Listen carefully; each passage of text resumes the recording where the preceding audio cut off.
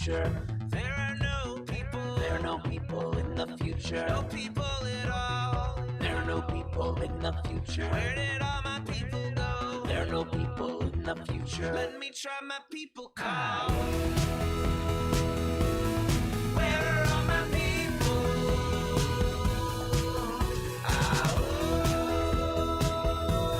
Where are all my people?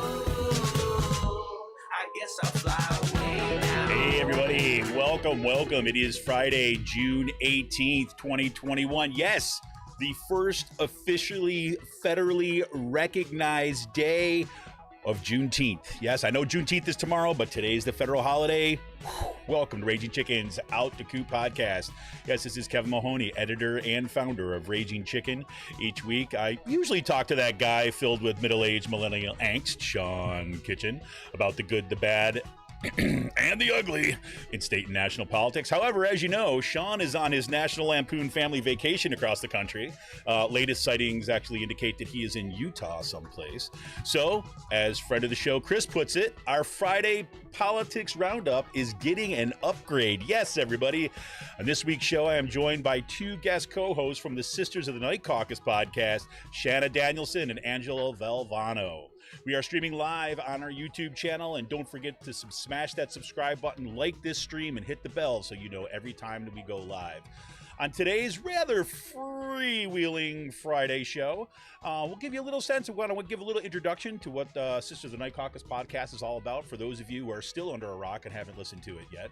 We'll get into some of the kind of politics, a little bit of stuff that's happening around voting, and then dig into some of the absolute insanity. I mean, I have to say is that, you know, the Pennsylvania GOP is certainly heading for the cliff in its van of, you know, bananas, right? So I'm going to get in a little bit of that. We're also going to listen to some sound today from Malcolm Kenyatta, who just basically ripped apart a new bill that's going through the PA legislature. So let's lots of stuff on here, and you know what, we're going to talk about whatever the hell we feel like talking about today. So that's how it's going to be. And in today's last call, you know, who knows, maybe we'll give you some tips on what you should be doing for summer, where you should be hanging out, where we would like to go to get away from this craziness and to live our best lives, because, you know, right now we're doing our best to hold it all together. I don't know about you folks.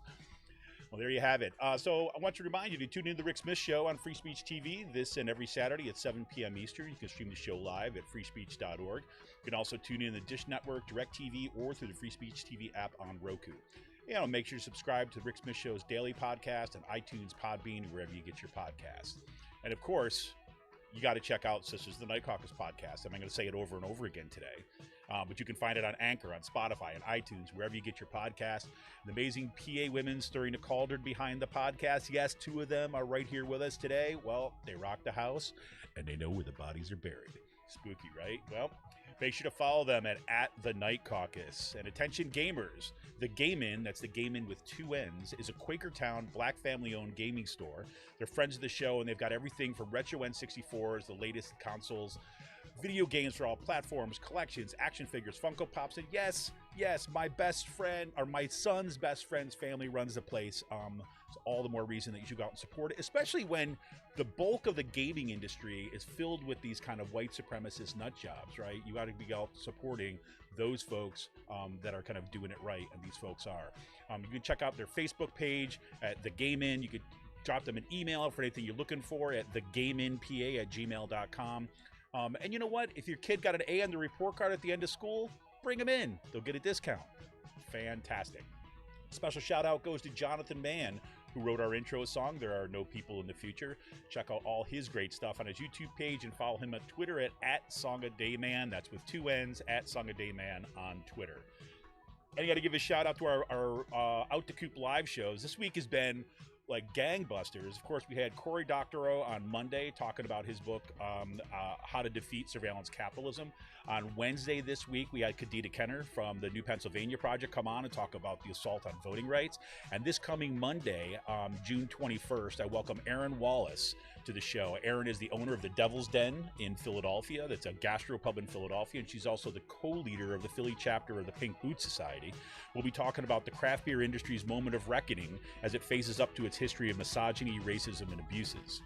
And on June 28th, we'll have a pre-recorded show. I'll be out of town, but hey, the shows keep coming with Dana Morrison and Eleni Shermer. They're going to be talking about the other college debt crisis. That's not just the student loan crisis, but the massive debt that the colleges took out so that they could bring in fancy dorms and whirlpools and all sorts of fun stuff like that, and how we got there. We're going to check that out. They actually had an event last night that streamed on Zoom just about this too as well, so you can tune in for that one on June 28th.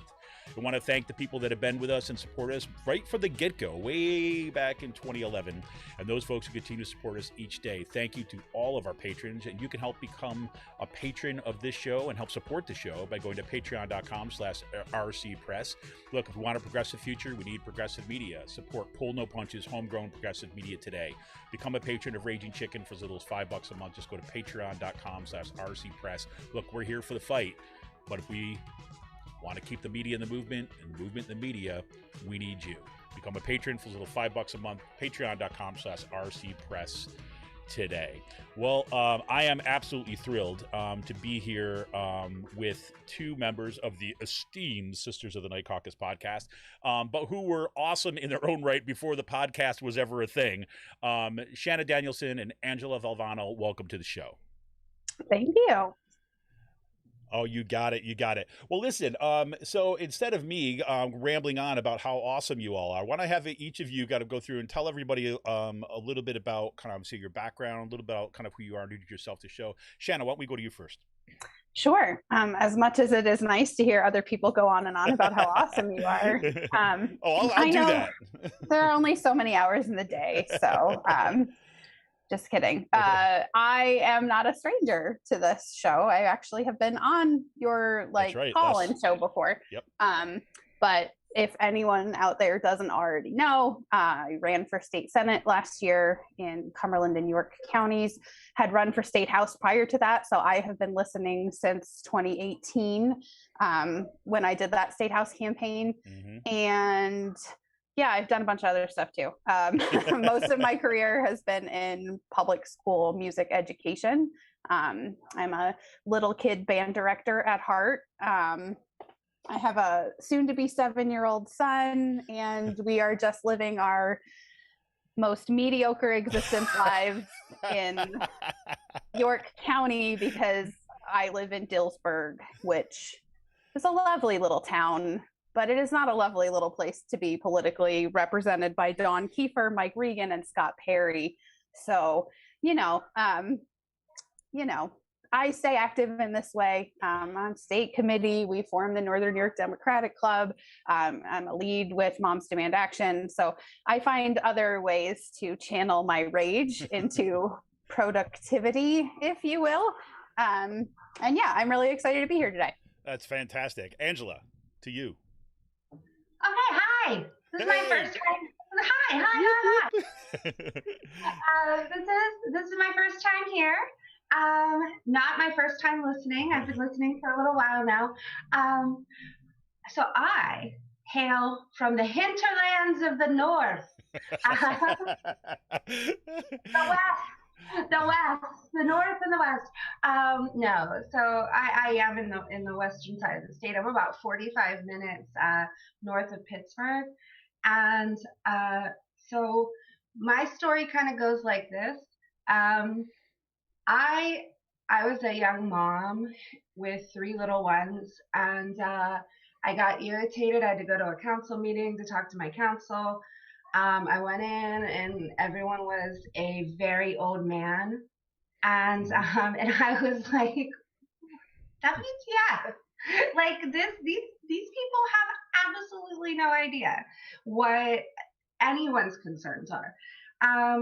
And at that period of time, I was actually pretty involved with the Kerry campaign.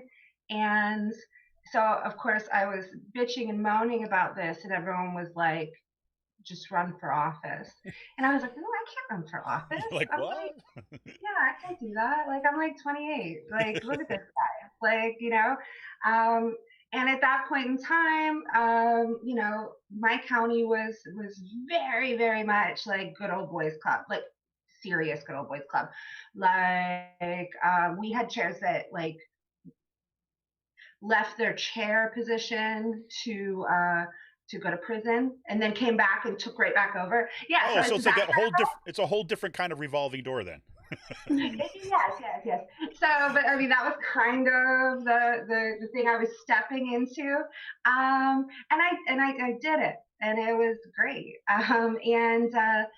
But that was a long time ago now.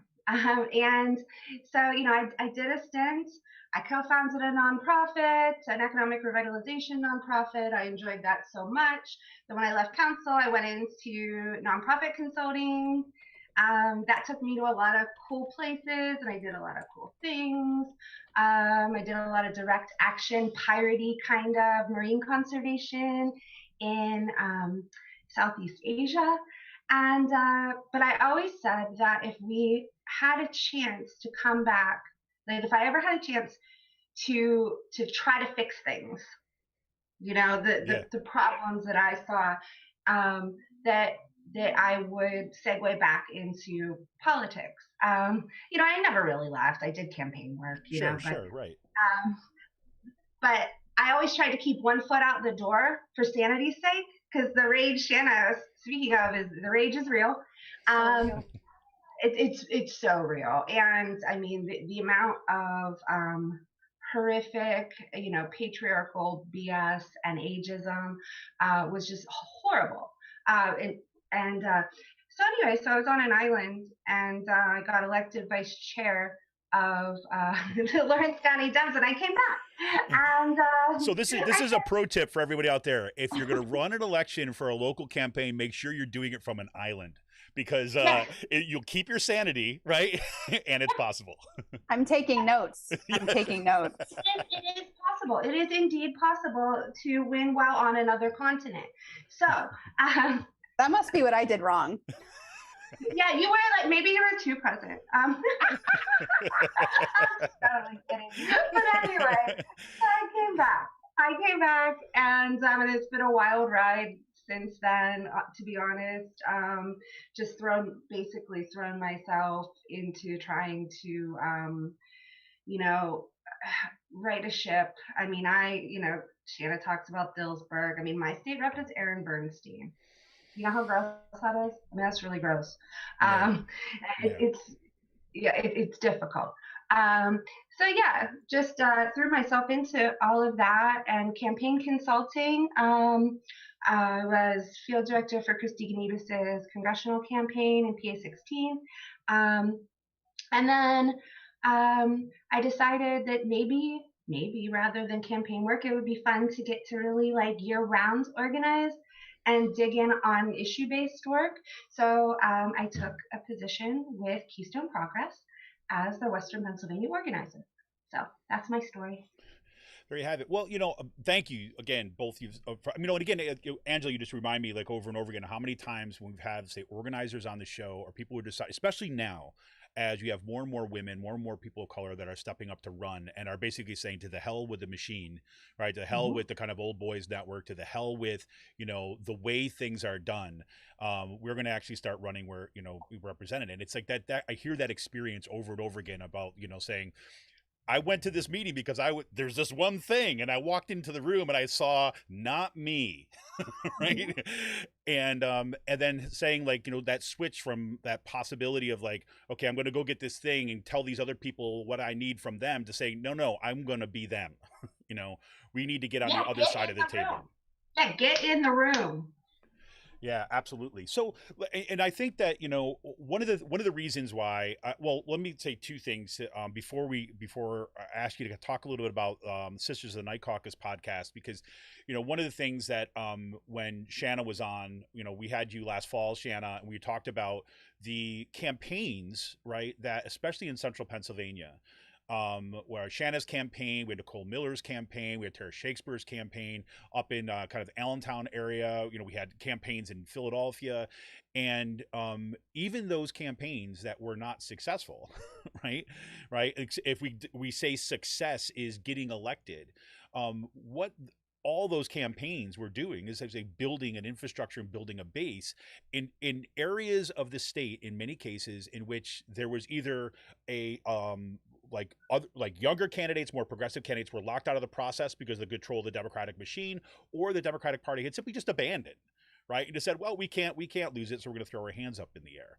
And it seems to me that we've seen a lot of organizations that have been, emerging, where we've talked about DSA, we're talking about the Women's March, we're talking about Indivisible. The list goes on and on. PA Stands Up, right? I mean, who have basically started to build from the ground up.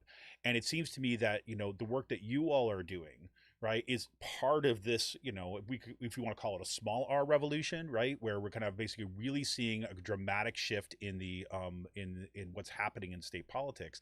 And it seems that the Sisters of the Night Caucus podcast is coming like at the perfect time into the public for this. I mean, as you said in your first show, I don't want to kind of like spoil it for the first time listeners of your podcast, but the caucus existed before there was ever a podcast, right?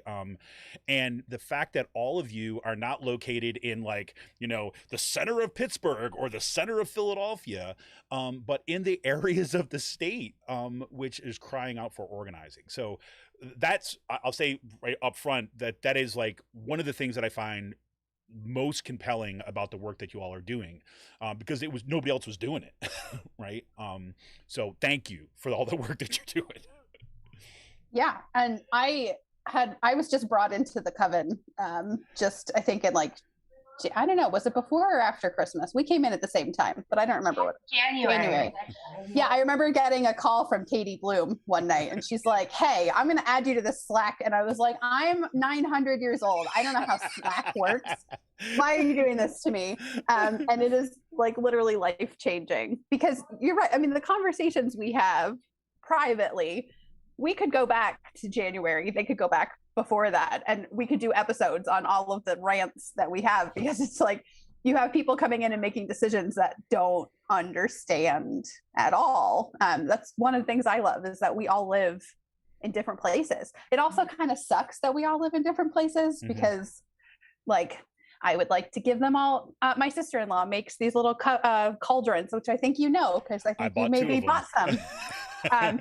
And so I have 8 of them sitting on my table, because I have one for everyone. And I'm like, all of you live hours away. But also it's our strength, because we know what's up all over the place. And it's awesome. And also very frustrating, because the people who have the money and make the decisions don't know what's up in all these places. So yeah, I don't know. I love it. It has been a sanity saver. For sure. Half the time, it's one of us will see something on Twitter and it's like a race who's going to paste it in the chat first so that we can all complain about it, and offer 900 better solutions than what these people are talking about. We have I won't call them victims, but I will say we have our recurring annoyances that we bring up repeatedly, and no one's listening to. The people with the money aren't listening, and they should be. I'm just going to say, I don't know. I love it. I absolutely love it. It is, it's super fun. We've had incredible guests. We've had Katie Muth was our first guest. We've had Shavanya Corbin Johnson, who's the political director for the party.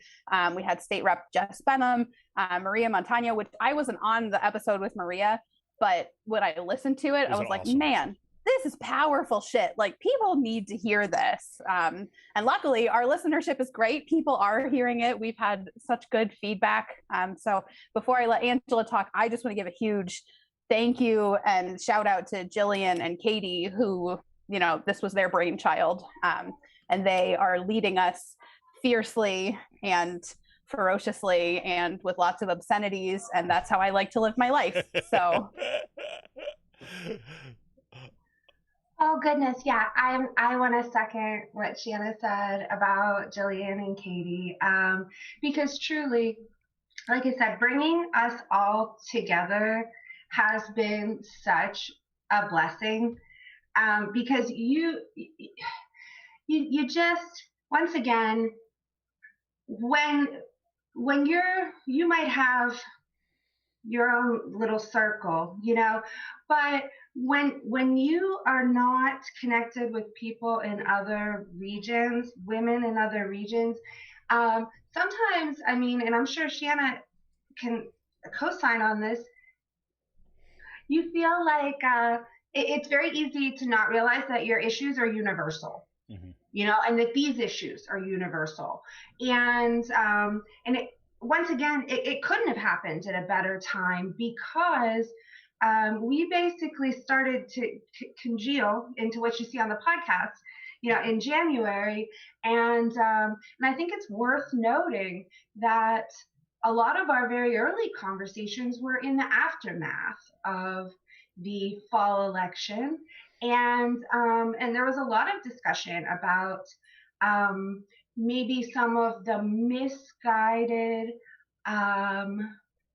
hot takes that people were having. I'm trying to be diplomatic. It's very difficult. You don't need to be so diplomatic difficult. on this show, I'll tell you that.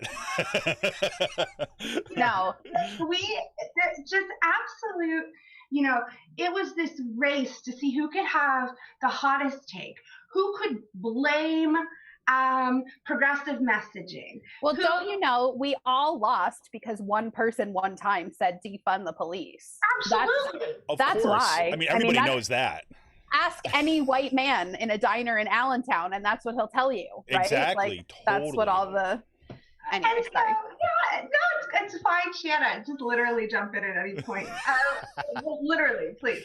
But yeah, so that congealing. I mean, we were all looking around and going, "Oh my God, I am going to literally kill myself if I have to hear this one more time," because it does not reflect reality. It doesn't reflect reality at all. And there were these godforsaken like messaging summits or like rural meetings. But the problem here is this. Number one, there's not a dichotomy here in the state of Pennsylvania where everything in the world is either Philly and Pittsburgh or rural. I mean, it completely erases all of our small town spaces, all of our medium-sized, you know, our third-class cities. They in this dichotomy, this ridiculous messaging BS, they disappear because they require nuance. And if there's anything we're not good at right now, it seems to be nuance. And so anyways, we would have to sit through these wretched things where like everyone was talking about how, you know, oh my God, like progressive messaging has sunk everyone's campaign. And it was, I mean, a whole lot of extraordinarily mediocre candidates, you know, decided to use that as their like talking point. And it was, and that's not the only thing, you know, very clearly that came out of the fall election. I mean, there's plenty to unpack, but I feel like the pod, our pod really pushes back against that, and it is a huge tool for movement building because our listeners are listening to, and they're seeing what's possible for them.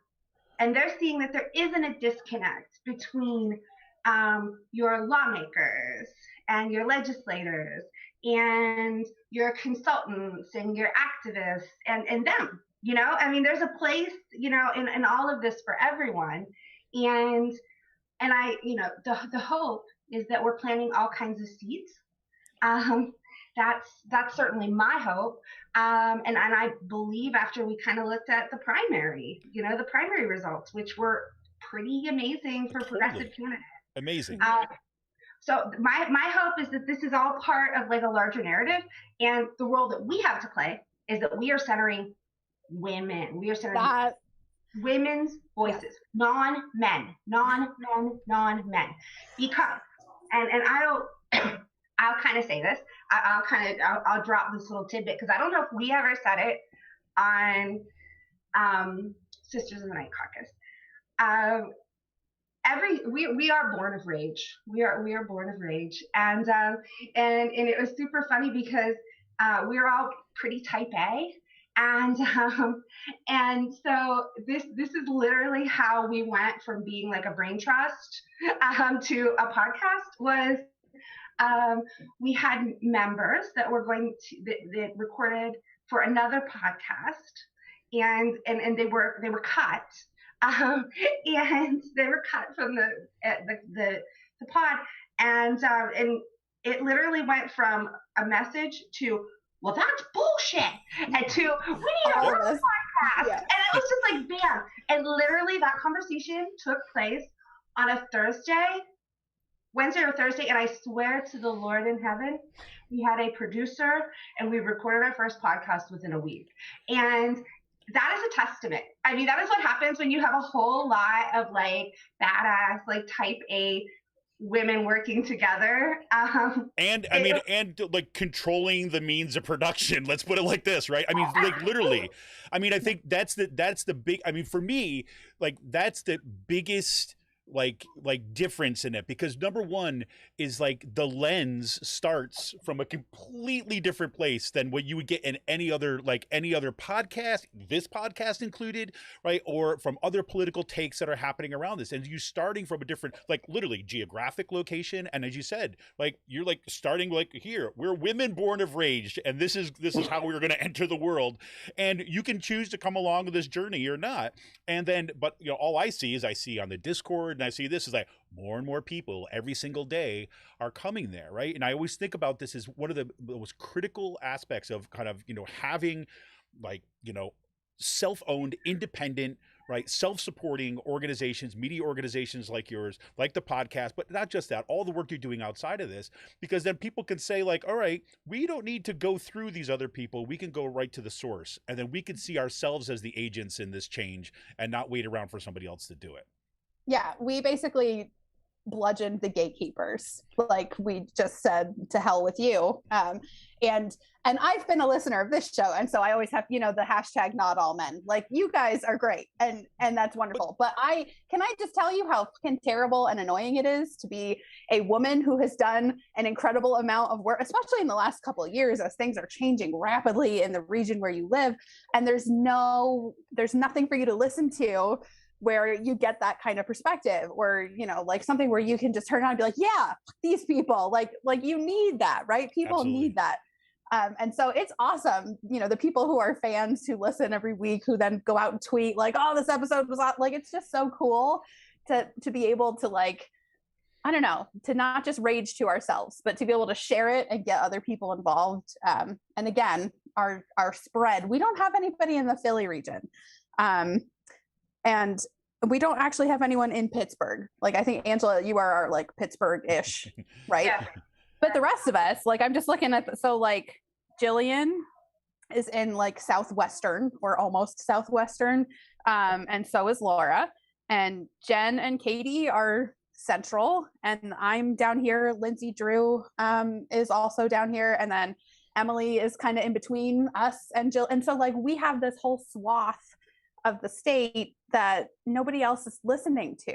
And so it's nice that like in our own Slack channels, we can complain about like our counties and our caucuses, right, and state committee and like all the things that we do, because we know that they're important, but also they drive us absolutely insane. Oh my God.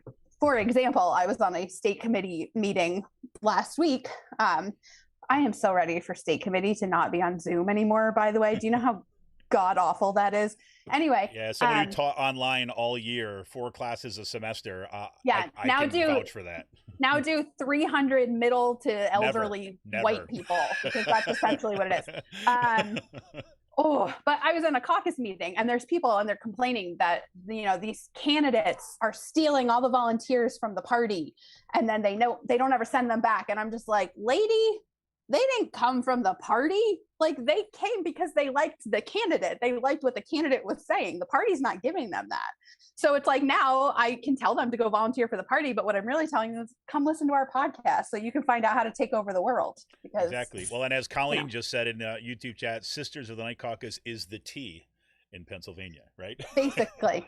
Yeah. Basically, because we don't have people in all these areas, but our guests are coming from all these areas. Maria was Pittsburgh, right? Mm-hmm. I don't know her. Maria and Jess are both Pittsburgh. Right. We've had Senator Capoletti on, so we do, and Senator Moose, that's like, that southeast corner. But Laura Shadle was on, so that's, central again. Central PA.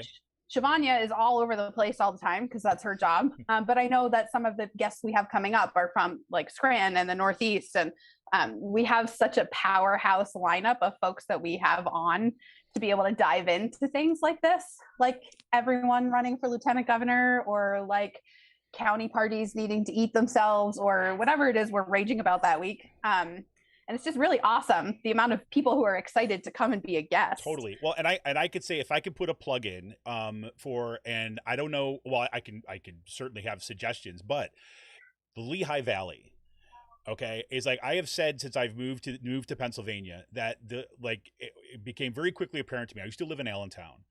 And what's remarkable to me is about the fastest growing region in the state of Pennsylvania. Well, Cumberland County is right there. These two areas kind of keep on competing, is completely ignored when it comes to politics. And the organization it's better now, but it was in shambles. Right, just all sorts of infighting, old school, and everything like this. And so, anybody you get on from the Lehigh Valley, man, that is so critical. Because for me, it's like, it's the same story that you're talking about. Is here you have an area of the state that has been decimated by like trade policy, that's been decimated by, you know, all the policies of the Republican state legislators and the federal government, and has one of the strongest immigrant populations, right, and migrant communities in the state. And I also think Reading's in this, similar in this. It's wild for me, you know, to see that, you know, these areas are underrepresented. Anyways, that's been my hobby horse for years, right, about the Lehigh Valley. I really think that in so many ways, the Lehigh Valley and these ignored, you know, if you want to call it the T, whatever, the ignored parts of Pennsylvania really are the future of Pennsylvania politics. And you all, I mean, God, I hear about this all the time on your show. So, hey, let me go back to something Angela said real quick.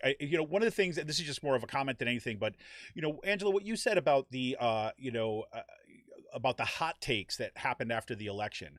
One of the things that was remarkable to me about that period of time is that, you know, if the Democratic Party is known as anything, both statewide and nationally, it's its inability to run national campaigns, like in terms of messaging. Right? We know the Republican parties are disciplined when it comes to its media infrastructure, to its political infrastructure, right down to the local school board races, right? And the Democratic Party is all over the place. Nobody gets that. But after that election, somehow they all got on the same page, right? Somehow it was the most efficient communication from Nancy Pelosi, right, and Chuck Schumer, right down to the kind of local elections. Suddenly, it was easier to kind of to bash like young, any person of color who was young who ran for office, most young women who ran for office on a progressive ticket, and that was remarkable. And I remember right before Shanna and Tara Shakespeare had come on the show, Nikhil Saval had kind of tweeted something out as like, let's look at the actual numbers here.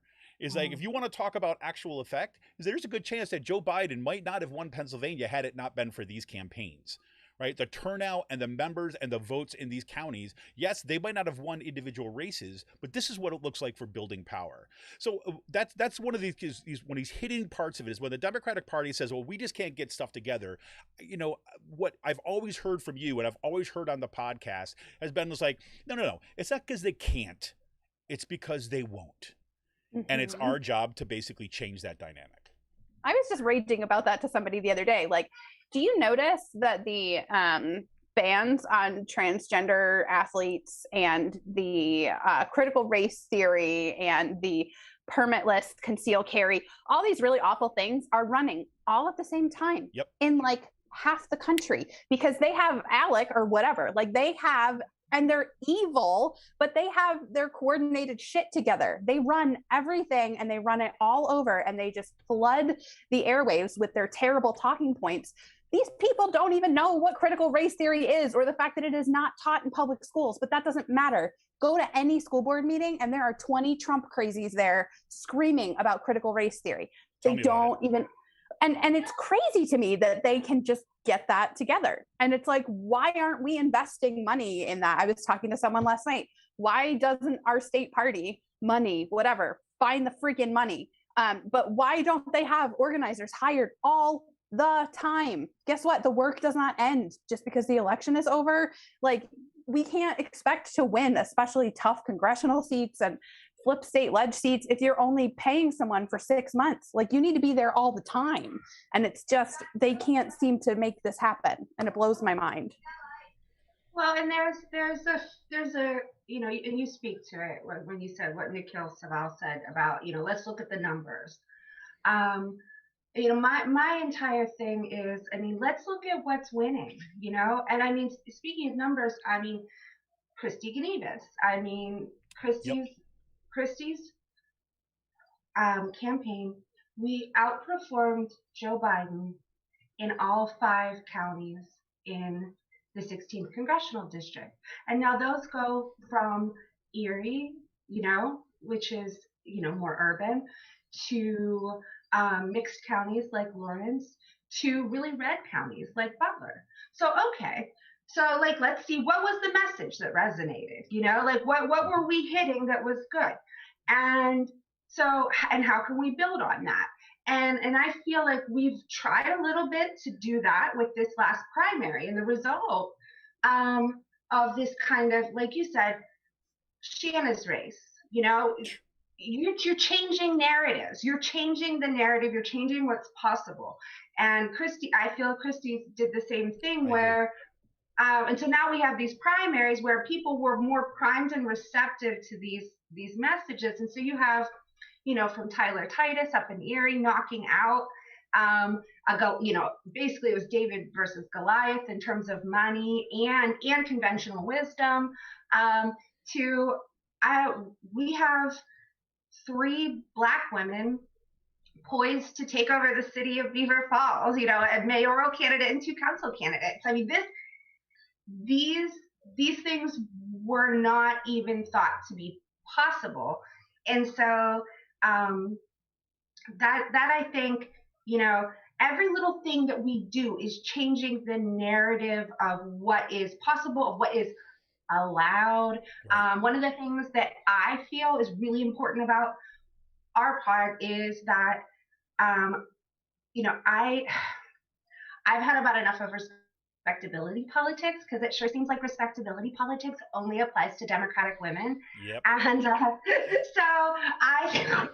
excuse me, I think that if one of the most powerful things that we do is open up that floodgate of like what a female candidate can be and how they can present themselves and how they can speak, and kind of throwing that out the window, because wait, one second. I like everything you're saying so far. Yeah, no, yeah, totally. I talked myself into a frog in my throat, but like, so when Republicans are running the foulest men in the world, who walk around and say the foulest things, when you're telling me that voters are responding to a man who gave his kid a cigarette and talks about Cadillac, you know, P word, and then you're telling me that like we have to be prim and proper whenever, I mean, listen, it's not working. It's not even what the voters want. No. They want people they can connect with. And when we play that respectability politics and we put ourselves above the electorate, is like that kind of, you know, traditional young Kennedy kind of thing. Listen, it doesn't work anymore. They hate it. Listen, Republicans have made inroads in all of our counties dramatically by saying, look at these elitists. And then the party says, behave yourself, you know? It's just crazy. I'll tell you one thing. I know I have yeah, exactly. I have a 9-year-old daughter, right? And I can tell you right now, it's like she in so many ways is kind of like my guide, right? You know, when you watch kids and kind of what they respond to, I can tell you right now, it's like there's those women who are all into the respectability politics. My daughter wants nothing to deal with, right? My daughter wants to see like strong women who are kind of like pushing the envelope on stuff, that are willing to get dirty, right? That are fun, and like you look at her friend group already, and she's 9 years old. It's like they're not like this like narrow group of people. They're all over the place, right? They have all sorts of personalities. They have all sorts of things. And guess what? You know, like, I mean, not that I'm telling you anything, but like that's the way the world actually is, right? Like, Yeah. it's not this singular thing. I mean, it's like this is stuff, and so like I take it that we all agree then that we're not a fan of the civility caucus, then, right? I raged about this.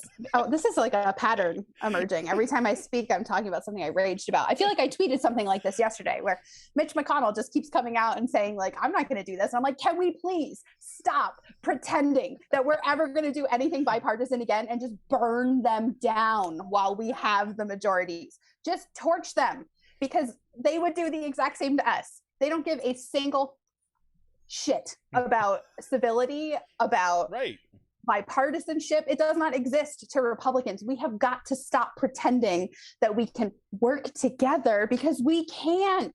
They're insane. Like, I'm not willing to sacrifice a livable future because I cannot afford to move overseas right now, just so that we can pretend that we all reach across the aisle. If I'm reaching across the aisle, it's to punch someone in the face. Like, I am just so done with this idea that they want to play nice. They don't want to play nice. They want to hit you in the balls with a bat. Like, they don't want to play nice. Stop pretending. You don't want to go to the ladies of the Senate dinner at Vice President Harrison's house? I give her props for trying, because I know that she has a lot of pressure on her that I never will as a middle-class white lady. Like, I understand that is, but like, do you know who didn't go to that? Kirsten Sinema. I just cannot. And like, federal stuff aside, we don't have the numbers in Pennsylvania. So like, they have to try to play nice. It's not working. Right. They're not going to agree with us on anything. So stop pretending to be nice and just take them down. Do you know how they won? Because they painted every single one of us as the same exact thing. We were all socialists who wanted to steal all your guns and then, I guess, shoot you and make you have an abortion by gunfire to your stomach. Like, they painted all of us the same way. They used the same mailers. This is what I like about when we got in to the Slack channel before we started the pod. Like, we were comparing notes about what the Republicans were doing in different parts of the state. And you know what? It was the same shit everywhere. Take my face off the mailer with Bernie and AOC and put Julie Slomsky's face on it, or Janet Diaz. Like, it didn't matter. We were all the same to them. It was just common enemy number one. The socialists want to force you to abort your child. Like, and secret clones of Nancy Pelosi. Yeah. And like, I don't even like Nancy Pelosi. Right. So like, shut the hell up. But that's what they did. And that's, I don't want to say that's what we need to do, because I don't think their base cares if we paint them as demons, because I think they know that they're demons. We just need to be smarter in this coordinated effort and whatever. So if our pod can reach even a few people who are able to get to people in power position, I mean, most of us have so many connections that like, we can try to do that ourselves, but you know, the more people that start ringing those alarm bells, the better off we'll be. So I'm not saying that our podcast is going to change Pennsylvania politics, but I'm not saying that. So not saying it won't either. Yeah. I don't know. Whatever. Exactly. Well, listen, we're going to take a quick break. When we come back, we're just going to talk about some of the crazy happenings in the state of Pennsylvania here too, as well. Maybe a bit about what's happening in kind of voting rights, kind of nationally, because actually, well, it's the same thing that's happened right here in Pennsylvania. It seems to be a theme for the day. You hear that? All right. So this is Kevin Mahoney, editor and founder of Ragey Chicken, here with my awesome kind of guest co-host, Shanna Danielson and Angela Valvano, the Sisters of the Night Caucus podcast. You got to make sure you subscribe to their podcast. Anywhere, go on Anchor, go on Apple Podcasts, go on Spotify, wherever you get your podcasts, you can pull them down, and make sure that you like them on Twitter at the Night Caucus. That's at the Night Caucus on Twitter. We'll be right back after this quick break, and we're going to get into it. What happens in Pennsylvania. Remember, you can help support this show by going to patreon.com/rcpress and become a patron for as little as $5 a month. We'll be right back after this quick break.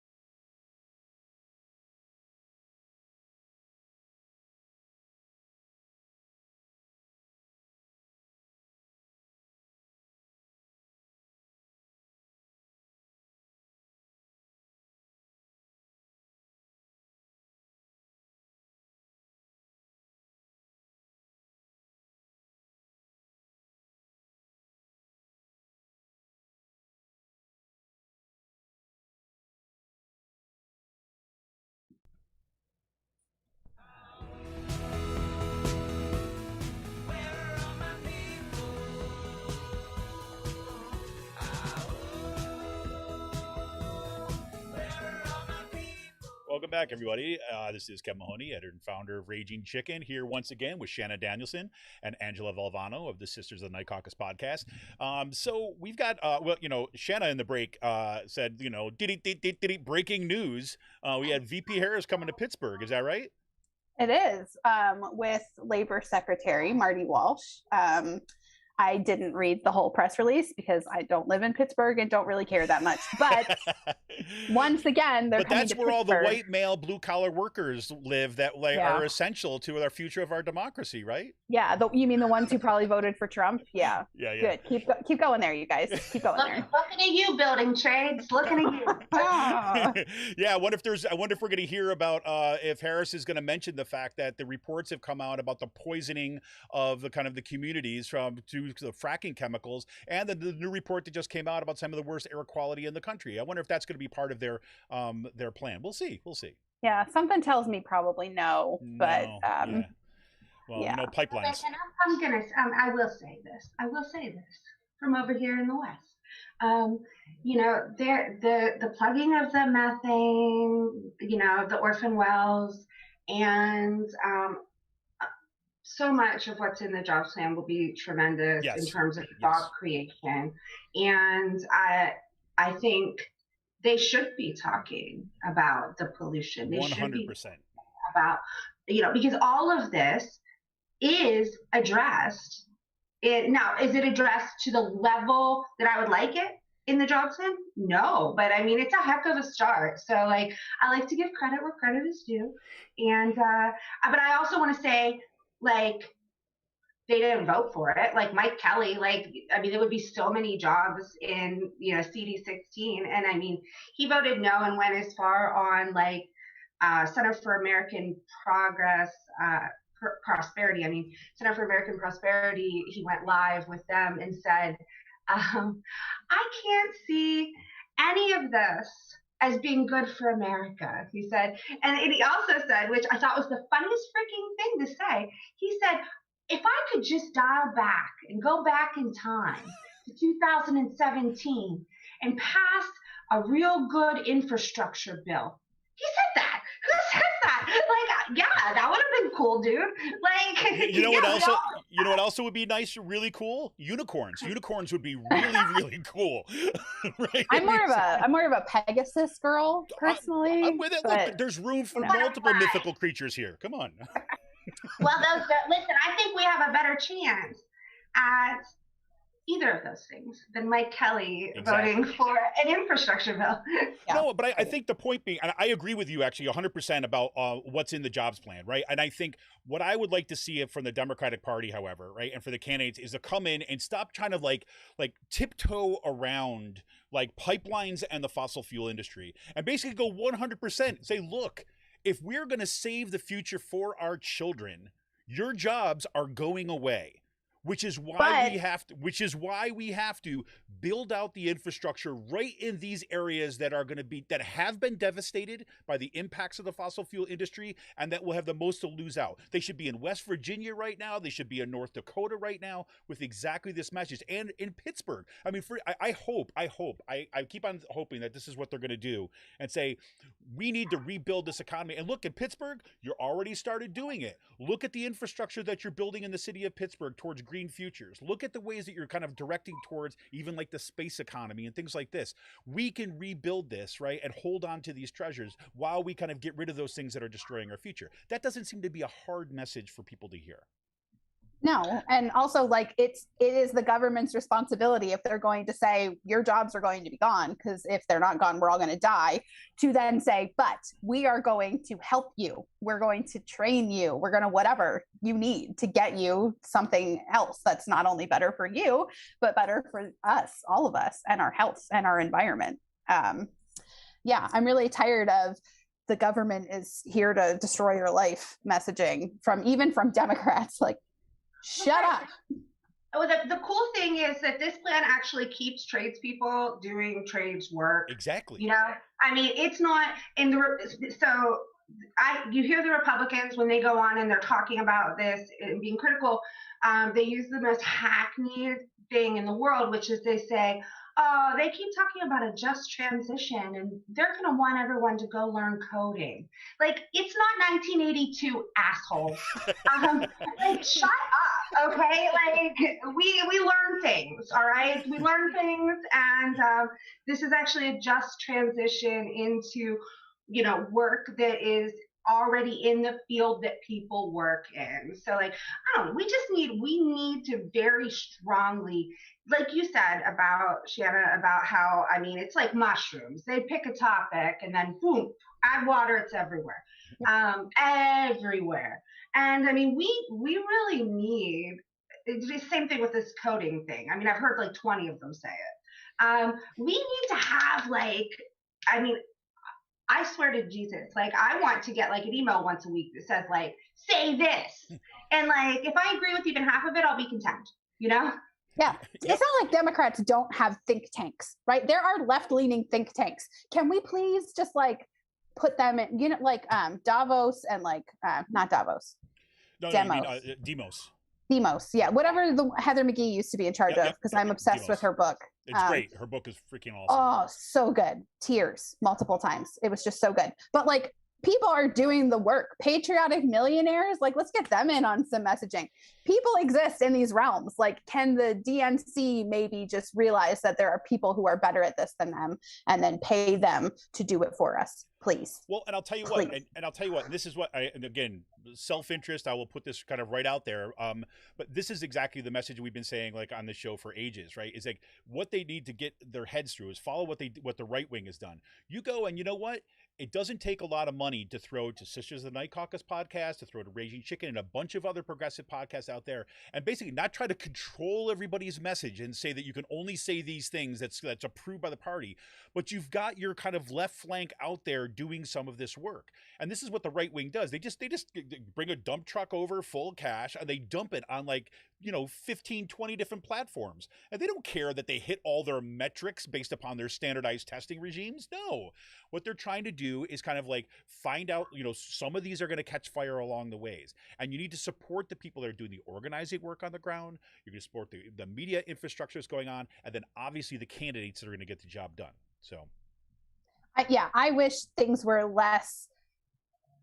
I feel like Republicans can be less candidate centric, because it's not like they have an actual platform. They literally didn't have a platform last year. Well, yes, they did. Come on. Brown people are bad. We're going to take stuff away from you, right? The evil people are running our country. I mean, it's fair, yes. Okay. The socialists. They literally went into their convention and didn't have a new platform. Yeah. They said, you guys still like this? You still like this thing from 4 years ago? Yeah, right. Great. Okay, yeah. good. Their platform was Trump, right? And what he said. But you know what? I couldn't tell you what was in the Democratic platform. I could not tell you. Delegate here, I voted against it because our platform, I was a delegate, and I was a delegate who voted against the platform because our platform actually, and this pains me, it actually took a step backwards on certain issues, including the environment and healthcare. So that was disappointing to me. I found that to be unacceptable. I mean, I'm not interested in ever moving backwards for the American people, so I voted no. Good for you. There you go. Well, we've had a big week at the national level, and there's no way we can cover absolutely everything that's down there. But I wanted to it seems to me to be something else that we just find. I mean, this really historic moment of having the Juneteenth being voted as a national holiday. Now, again, technically it's not a national holiday because it's a national holiday for federal workers at this point. But if the states are going to be able to honor it, it has to go through a state process. But still, the fact that they're pitching it as a national holiday and pushing it that way, I think is really significant for that kind of recognition. And yet at the same exact moment, you've got Mitch McConnell coming out and saying there's no way in hell that we're going to vote for the we're going to vote for the For the People Act or any other kind of voting reform. And again, that seems like the biggest contradiction in the world, right? But it also tells us a little bit of where we are, and it's not just at the national level, but it's coming home right here in Pennsylvania too, right? Yeah. My friend posted I hate to call it a meme because it's sad, but a meme today that's like the guy with this leg trying to climb up the stairs, skipping all the steps, and it's like skipping voting rights, talking about race in school, stopping police violence and reparations, and going straight to let's just make Juneteenth a national holiday and then we don't have to do any of that other work. And so while I am excited that it is finally recognized, I am a little worried that it's going to turn into white people have the day off and Black and brown folks are still stuck in the same situation they were like literally before yesterday when they signed this into law. So like progress, yay, but also like this is not nearly enough and whatever. 3 words. Yeah. Old Navy t-shirts. Oh, for real. I mean, that's all this, I mean, Yep. I'm not trying to be flippant about it, but you know, I mean, the Republicans to come right out, you know, and say that stuff on the heels of doing that, it's placation. And I'm not going to let our party off the hook for it in any way, shape, or form. Yeah. It's like, you know, I agree with you. It's the same we talked about with Pride. Like people just, you know, certain politicians will put on the Pride flag and wear it like a superhero cape as they trance around the state to all of the Pride events. But like, what are you doing though, other than trying to raise money off of them? What are you doing to actually be an ally? Whatever. So anyway, all this national sludge, before we move on to how it's also happening in Pennsylvania, I do think we should just mention though that the Supreme Court upheld the Affordable Care Act for the third time. And so please let that be the final nail in the coffin of Republicans thinking they have a leg to stand on here. I mean, not like the Affordable Care Act is great, but so much better than nothing. And so, and I think that's the point. And I was just going to say that too as well. Say, yeah, remember, nobody here, you're not going to get anybody here saying like Affordable Care Act is the end of the game. No. It's like, this is basically saying we don't have to backslide, right? And then kind of redo this all. So that was huge. Yeah, that was a big deal. But anyway, so the same nonsense of Republicans saying like, no, you can't have voting rights. And then Joe Manchin being Joe Manchin, is happening here too, where, I don't know, do you want to talk about Malcolm's thing first? Let's talk about him. We got a little sound from Malcolm too as well. So Shanna, or Angela, you want to set this up a little bit? What's happening with what Seth Grove and his minions are pushing right now? Yes, this actually works well. So Seth Grove is from just down the street from me in Dover, York County. Hasn't had a real opponent in a while. I'm really hoping that will change because he is a terrible human who's like the Pennsylvania chair of ALEC, just dreadful. But shows up sometimes with a baby so that people will think maybe he's a person with a soul. He's not. So counties have been crying out for help with a couple of things, right? With pre-canvassing, with the incredibly tight turnaround between when you can apply for a mail-in ballot and then, you know, like that deadline is like a week before the election and it's not functional. About drop boxes. I mean, there are real things that we need to do to fix this election law. And so those things are in this new bill from Seth Grove, along with voter ID, along with limiting access to drop boxes and hours. And, you know, so there's all these good things that everybody wants. And then it's poisoned because this is what they do with the terrible things that literally no one is asking for except racist white dudes. And so Malcolm Kenyatta, who's running for Senate, who is also currently a state representative and a friend of mine and a wonderful human, just tore into it. And it was amazing. And I retweeted his thing and it got like 750 likes because do you know who likes Malcolm? Everyone. Anyway, so if you want to play, I mean, he just shreds. Let's let in Malcolm Kenyatta's own words. So this is at a committee hearing, if I'm right. So this is, you know, again, you talk about, you know, tearing the veil off of what the hell's going on here and getting rid of this kind of, you know, civility caucus thing that we all, you know, well, my friends on the other side. No. I mean, it'll cut right to things. So this is a little bit of it got a couple of bit of edits in here, but this is from Now This Politics, right? It's from They Reduce, so that you're going to hear a little music mixed in there, but that's where it's come from. I want to give them the shout out for kind of putting this all together. So this is Malcolm Kenyatta and what he had to say about Seth Grove's. You have the same people who have been stoking. Hold on, let me start that again. This is, I need to boost the volume on that a little bit. For some reason, it's coming way down. Okay, let's try this again. Okay, here we go. It's Malcolm Kenyatta. You have the same people who have been stoking the fire that we're seeing in our democratic process, who now want to come and act like they're the firefighters. If there is a lack of trust in our voting, it is because of you and the lies that you told about the election.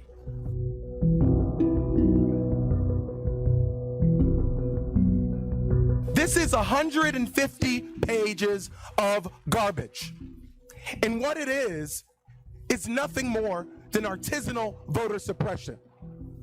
You put in a bunch of the same ingredients of more voter ID, of limiting access for people at the drop boxes, of making it more difficult for people to use the mail-in ballot process. One more segment. It also continues the lie by creating bureau, by creating new audits, by spending millions of dollars to make people have faith in a process that you spent millions of dollars eroding that very faith.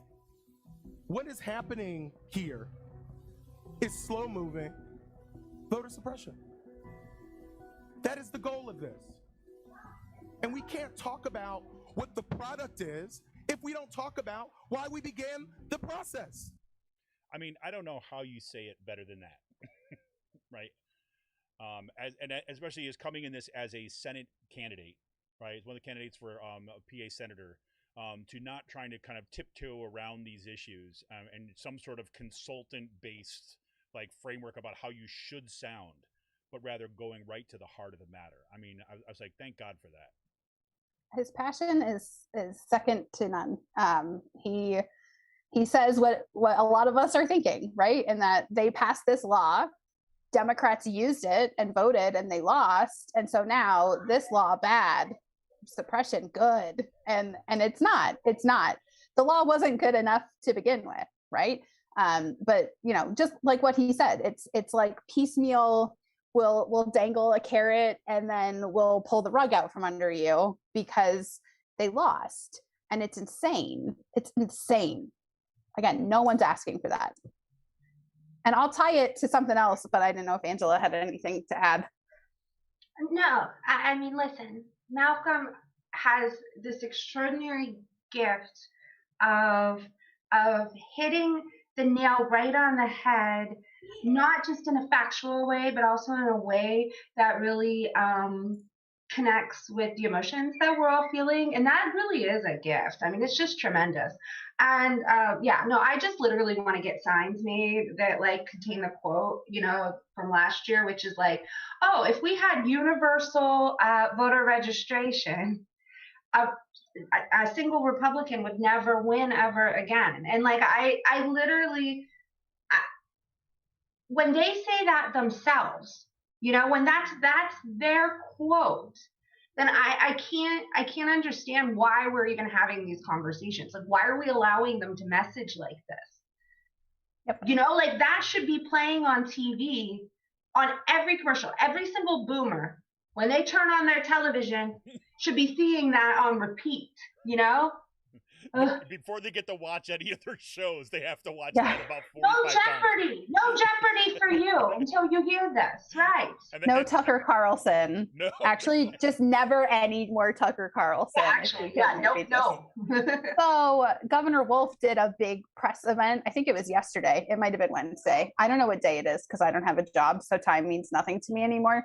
But sometime in the last 2 days, he did this big press event, and I want to say like Chester County or someplace in the Southeast about this, and basically just calling it out for what it is. And in an interesting turn of events, Seth Grove drove to this press event and sat in the back of the room with a pouty face and no friends, and like was hate tweeting at the governor the whole time. And I'm like, cool, I'm glad we pay you $1 bajillion a year so that you could be a bully on the internet instead of doing your damn job. Hey, leave the internet bullying. Keep middle school alive. That's all I'm saying. No, I taught middle school. They don't behave like that. They don't. I used to joke that me being a middle school teacher was actually really good preparation for working in the state legislature because that's how they act. But middle schoolers have more self-respect, I think, than they don't brazenly lie that way because they know they can't get away with it. But these people, whatever. So Seth Grove is there being a child because he can't get a meeting. And Governor Wolf's just like, yeah, because they said voter suppression and I told him to fuck off. Like, what do you want me to do? And at the same press event, a friend sent me this link today. At the very end, a reporter asked a question about the other big news in Pennsylvania this week, which is the cocktails to go and outdoor dining legislation, because they, in their infinite Republican wisdom, repealed the emergency declaration. Can I just say that this has been, and we'll talk more about that. I don't want to interrupt too much, but here, I just want to say is like, that has been like, you know, the joy of like watching Independence Day and when they blow up like, you know, the White House or something like this, and these moments of watching destruction and taking this weird pleasure in it, right? That was like this for me. It's like, because of like, oh, you can see, and this, oh, no more cocktails to go. I'm like, oh God, it's a car crash. Look at this. They complain the governor's emergency declaration is hurting our small businesses and our restaurant industry. And then they took away the things that have been benefiting those industries the most, which was, you know, whatever. So the governor's like, I would love to sign a clean bill. Just sign me a bill. That's exactly what those provisions were. Let's get this shit done.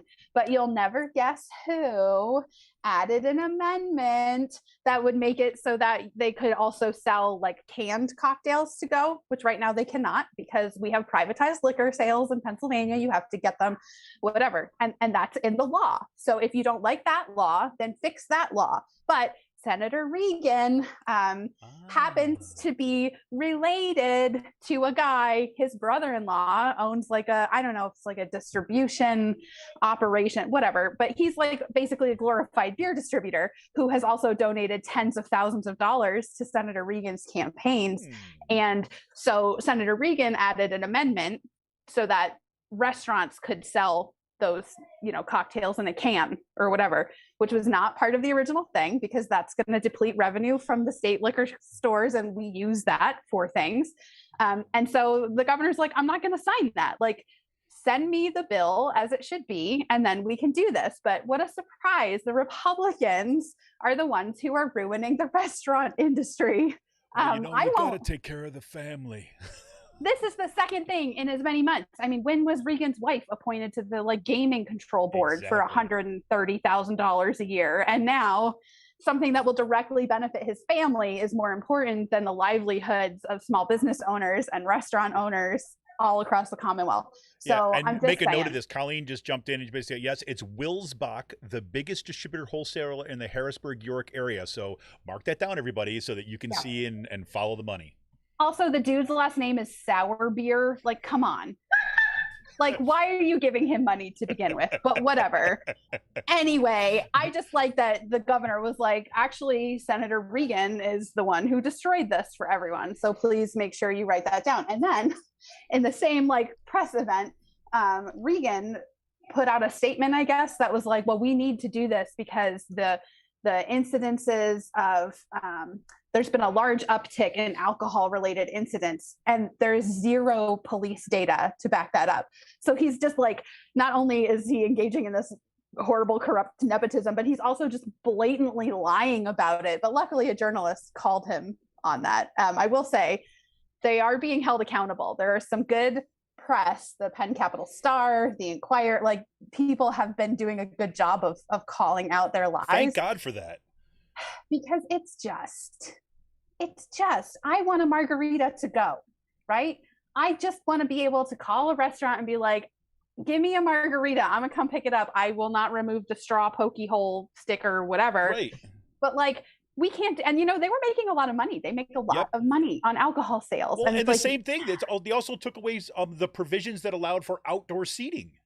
Yep. Right. I mean, and that same thing. I look at I mean, in Percy, that's where I'm at, right? In Percy, a bunch of these, you know, these restaurants had just opened up or were getting off the ground as the pandemic hit. Right. And this is one of the only ways that they were able to kind of stay in business. And that's how they're bringing it back. And actually people in the town love it. You can go and you can sit outside, right? There's picnic tables and stuff. You could bring your kids along and all this. And now that fell swoop gone. I'm not eating in a restaurant until my son is able to be vaccinated. He's going to be 7. So he is not going to, it's going to be a couple months. I'm not going to put him at risk because all of these conspiracy theorist people who think COVID is anything worse than a cold, like, I'm not going to put my child at risk. If I could sit outside, cool, then we'll go out to eat. But like, we're not doing it. And it makes me want a drink even more. And now I can't get it.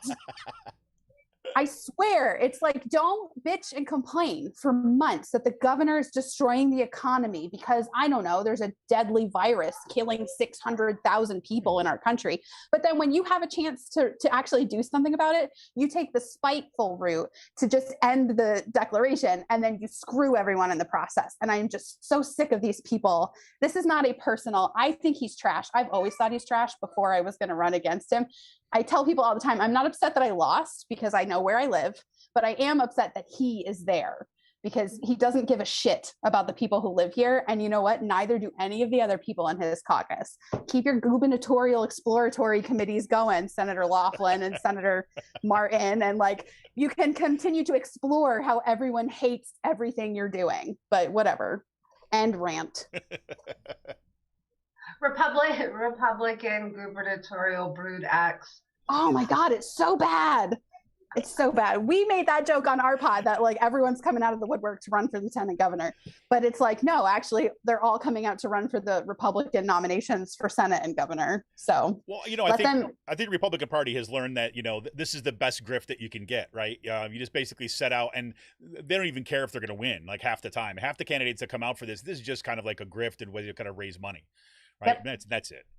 Yeah, for sure. You know, one of the things that gets me about that bill when it comes to the, the to-go, I'm sorry, the to-go stuff and the outdoor seating, what it also tells us is about, you know, the diligence with which, you know, these representatives actually do their job, right? The fact that they did not understand that that was part of the bill and that this would be a consequence is remarkable to me. Right. I mean, theoretically, they've read it, right? Theoretically. And no, so they would understand. Not. Right. Exactly. And so, I mean, this is all kind of like, you know, like, I don't know. This is like 2-bit cultural politics about saying, you know, Governor Tom Wolf, bad. He's taking away our freedom. And they haven't even done the work of actually seeing what was actually in this bill and what their consequences are. And now they're scrambling around. And like, I'm so glad you said that about, you know, thank God that the media is actually covering this well, because you could see how they would flip it, right? Say, now look what they're doing. The big government bureaucracy is kind of taking away our thing. Said, no. You guys did this. That's on y'all. So listen. Wait, I want to interject just for 1 minute. The problem here is this. Yes, Penn Capital Star, Spotlight, they're doing great work. But the problem here is this, and it's interrelated with what you just said, Kevin. They don't have time to legislate, because what they do now, instead of legislate, is just completely flood their ridiculous social media channels with lies, with utter bullshit and these spins. And it doesn't have anymore to be like, there is no accountability. Like, it doesn't matter if Spotlight PA or Penn Capital Star or anyone says that's a lie. Their voters do not care. That's a great point. It's all just this culture war nonsense that builds this tribal fervor. And it's very troubling, and it's why they don't have time to legislate properly or read bills, is because it's a lot of work to keep that fervor, that bloodlust of ridiculousness going all the time with these people, because they've built this base for themselves that now demands blood at all times. You can't be normal. You can't. And listen, they did this to themselves. Like, screw them. I hope that their rabid brood eats them alive. Yeah. But that's a lot of freaking work to keep. I can't imagine keeping that level of hatred flowing, you know? And so you have to get more and more ridiculous, and you have to tell, you know, more and more ridiculous lies, and you don't legislate. And we're seeing it with the critical race theory stuff. Yes, I mean, we're right. seeing it, and it's just a snowball, and there's nowhere for it to stop. Like it's not going to end well, but the question is going to be, does it not end well for us in a really awful and horrific way, meaning like the slow death of democracy, Right. or does it not end well for them in that, they have created a base that is so rabid and disjointed from the truth that now, I mean, they're wedded to it. Yeah, I think, and I have to say, I'm gonna take that as a sound drop. I hope their rabid brood eats them alive. I think that is the best statement I've heard in ages. We're really into broods. On the Yes. I said. Oh, by the way, we should say, is there any update into the of the poll of which I know the Brood X was one of the contenders. I'm sorry, I'm totally taking this off. I should probably leave this for today's last call, but I was just like thinking about the Broods. It's very, very good. No, I would like to say that the winner in the Sisters of the Night Caucus, what should our first t-shirt be poll, was Raccoons in a Trench Coat 2022. And if you want to know what that means, you got to listen to the last show. You do. That is a good sound drop. I was going to say, when you're talking about like, who knows how this will end, I'm hoping that their river of bullshit they are swimming in ends in a waterfall. And like down, they just go, and then they can swim in their shit river somewhere else, and I don't know, go back underground for 17 years like the cicadas, and that would be fine. That would be a great, like, you could imagine that as an animation, right? They kind of like, go off and they're over the waterfall and down the river, and they're all yelling like expletives into the thing as they go off into the sunset, into the lake. The election was rigged. Right, the election was rigged. Yeah. Get up and draw that. I haven't dabbled with animation. For the right price. Yeah, for the right. I'll cross stitch it for the right price. There you go. Good grief. And then there's one other lovely Pennsylvania nugget this week, and that was Representative Scott Perry. While this is a congressman, by the way, for people who don't differentiate that's one of our goals, is to help educate our listeners on the different levels of government, and like when people were recommending names for our terrible bracket of people a couple of weeks ago, and they were giving us Congress people for like the states. We want to help people know they're shitty at every level, but you do need to know the differences. So Congressman Scott Perry, God, it pains me to say that. I know, right?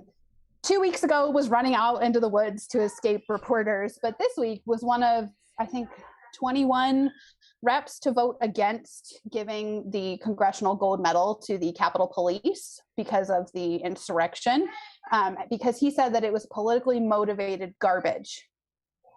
That's what he said. So this is the Blue Lives Matter dude, right? I mean, this is, this is what's just, if anything, not those blue lives though, not those blue lives. Exactly. I mean, if anything, this is, I mean, it sucks that it comes to, this, but this is the things you got to go point out again and again and again as an example of why, look, there is no consistency. There is no theory. There is no platform. There is no ideology that they really ultimately believe in, other than they're going to keep their own power, and they will say whatever the hell that is they think is going to help them at the moment. That's all. Like it's like so like self-centered and like just power hungry, and like I hate everyone else and all of you suck and I am good. That's it.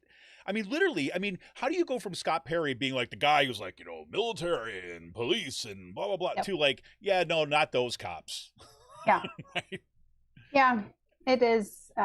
It's been, I would say, interesting to watch his transformation, but it's not interesting. It's horrifying. Yes. And all of them, all 9 of them, which hopefully soon will be 8 or less, because we're going to get a seat cut, and I'm just hoping it's one of theirs. I don't know. We'll see when that comes out. And I did find just one more thing that I think you will find interesting. Sorry, I'm just like reading one of the political newsletters that I get in my email. That the Philly Ethics Board just fined a PAC formed by retired cops that spent big money against Krasner for violating campaign finance laws. So suck it, FOP, or whoever it was. There you go. There you go. All right, I'm done now. No, we also had the one thing we also mentioned too as well, right? That we had a big rally at the state capitol this past week too, right? I mean, come on, we can't. I mean, I know it feels like that was a month ago, but we had the Audit the Vote rally happening at the Capitol this Wednesday. There were there was probably I don't know, like fives of people there, right? I mean, so in a horrific turn of events, I actually was in Harrisburg at that very moment because I had booked a Capitol tour for me and my 7-year-old son because he wanted to see the building, and it's free, and so why not? We only live like 20 minutes away. And as we're getting out of the car, I could see them all, and there's this awful recording playing of some like 90-year-old woman like vibrato echo singing "God Bless America," like along with like a YouTube. It was just horrible. Yes. Yes. Like seriously, that's what it sounded like. And there were, I don't know, maybe like a couple dozen people there, all wearing their Trump hats and carrying their Confederate flags, and exactly what you would think. But what I really like is how much power these events are losing, because people aren't really, I mean, Russ Diamond was there. I did have to say to my son, kind of slyly on the side, like loudly enough that Russ Diamond could hear me, "Don't talk to that one, honey, because he's crazy." And that was nice. But like my 7-year-old knows, like when I was explaining to him why they're there, he's like, "Mommy, what are they doing?" And I was like, everyone has a right to share their opinions and to gather. And mommy goes to protest on the Capitol steps all the time because we're trying to fight for people. These people are just pissed that they lost. And he's like, "That's stupid." I was like, look, my 7-year-old gets it. So yep. Just saying. They won't shut up, though.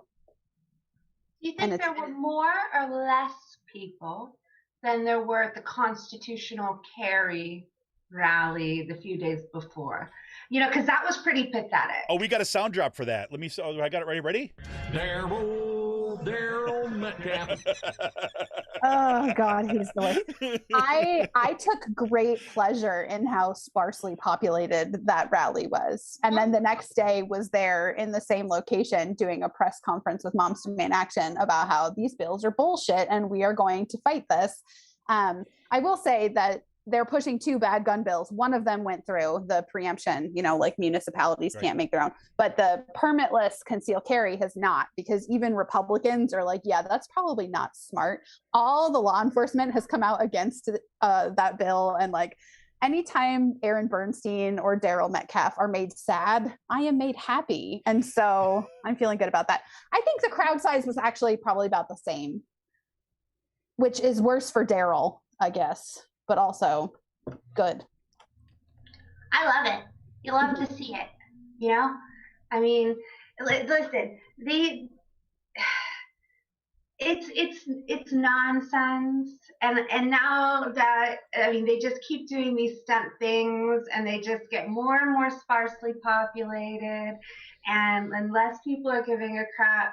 And like I said, it's fascinating because like I can't wait to see like what they're gonna. I mean, sickly fascinating in a terrible way. Mm-hmm. But like, what's next? Are they gonna come up with next? I mean, because they have to keep like raising the ante, and people are losing interest. It's almost like a reality TV star. Like, when a reality TV star has that arc, and they get really popular, then people stop paying attention and they ramp it up. And it's all very sad, and you're like, oh, honey. Yeah. That's how I feel right now about these R's. It's like, oh, honey, what are you doing? Reality TV stars, but also like toddlers. Yeah. Like that's how toddlers act when they're not getting enough attention. What's terrifying about that, though, is how quickly they can crank out the next thing. It's like they already have it waiting in the wings. I mentioned that to somebody the other day. Like we had talked earlier about how they're running all these bills in 20 states at the same time. Like they have this agenda cranked out and ready to go. Like they're not missing a beat here. Critical race theory came out of nowhere. Yep. It came out of nowhere, and now you cannot go to a school board meeting without there being 20 Trump parents that are complaining about it. Like, and I know we said that already, but like, we need to be so much better at not only countering and responding to their arguments, but getting ahead of it with good policy first. Yeah, and I think that you also see this on on the right. The right wing has no problem in just kind of spitballing like things, right? Just kind of like throwing stuff at the wall to see what'll stick. right? Like, again, if you don't have any commitment to truth or accuracy or an ideology or anything like this, and all you care about is hate, maintaining power, and like, you've got your deep burdening, even if it's unconscious white supremacy motivating you, right? Kind of moving on. Then what happens? You just take something like critical race theory and you're like, okay, hey, look, we found this from the 1990s. Let's see what happens if we go out and throw this. And is it being taught? No, but that doesn't matter. Right. And, I've been watching this in my own school board in Penridge School District. I mean, they basically are taking, the past several school board meetings have been this like arguments and contestations and uproars because they have a diversity and equity initiative, right? And inclusion initiative, which is just basically to make sure that like, okay, look, we want to make sure that our schools are kind of open and available, and welcoming to everyone, right? And we want to, again, this is, we would call this kind of like what it means to be a citizen, I mean, kind of like making sure in today. And they've just basically taken this critical race theory and they've just merged it. They basically say the same, these are the same things. And of course they're not. Right. And of course, critical race theory is not being taught in like K through 12 schools. But what is being taught and what is being saying is like, hey, maybe we should look at history in a truthful way. Right. Maybe we shouldn't lie to our children and ask them to believe, in kind of every mythical creature and every mythical story that we have for the rest of their lives. Maybe we should actually be kind of like bringing people in into kind of understanding the complex history of our country so that we can actually deepen this multiracial democracy. But that's not what these people want. No, all that is white guilt. We're not allowed to make white people feel guilty for centuries of oppression. Or even remotely uncomfortable, or even pressure people to learn and become better. And, okay, so like I'm old, and so I can remember. You're not old. This guy's old.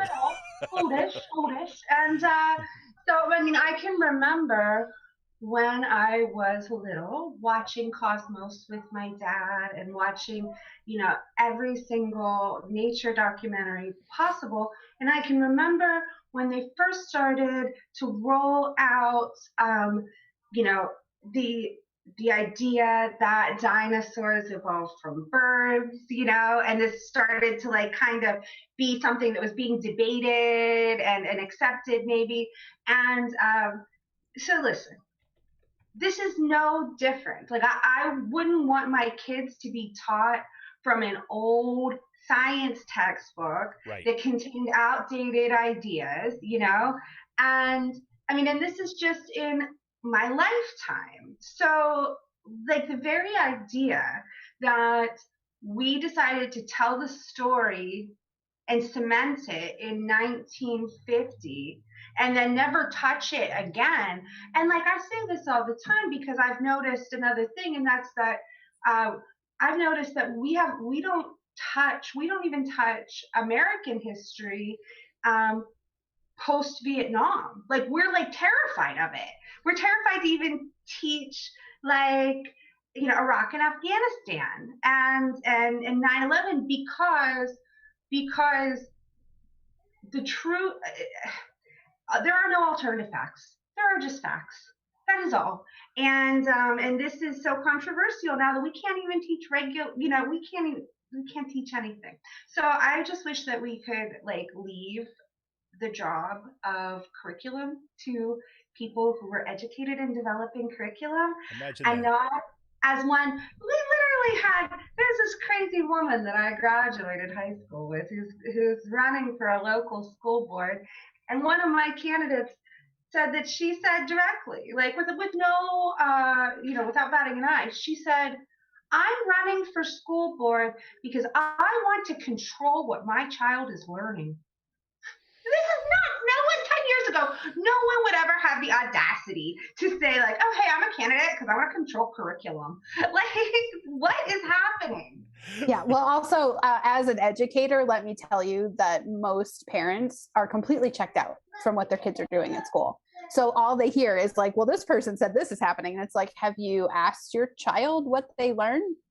Do you know how many times teachers have to freaking email you people to get you to respond to anything we're doing? Like I was a band director. Do you know how hard it was to get people to turn in field trip forms? And like, I would try and send home newsletters and I felt so good. And then I would have a parent come in and they're like, what's going on in the band room? And I'm like, I literally just emailed you like 2 days ago. What's going on? But I mean, look, I get it. People are busy, especially if you have multiple children who have multiple teachers, but like no parent has any idea what kids are actually doing in school. They just don't. And No, like, well, and I think that, what I keep on hearing in these school board meetings, like too, as well, is they keep on saying things like, parents should be responsible for teaching their kids how to be a good person and things like that. I'm like, but wait a minute. It's like, we have two different things here. Right? It's like, yes, your parents, ideally what happens is that parents are kind of teach their, kids how to be moral beings in the world and how to be ethical and kind and all this other kinds of stuff. But, school is not kind of like the substitution for the parent. School is teaching a different set of skills. This is how to be a citizen, right? This is how to be a public actor in the world. And that is different than how to be an individual in a family.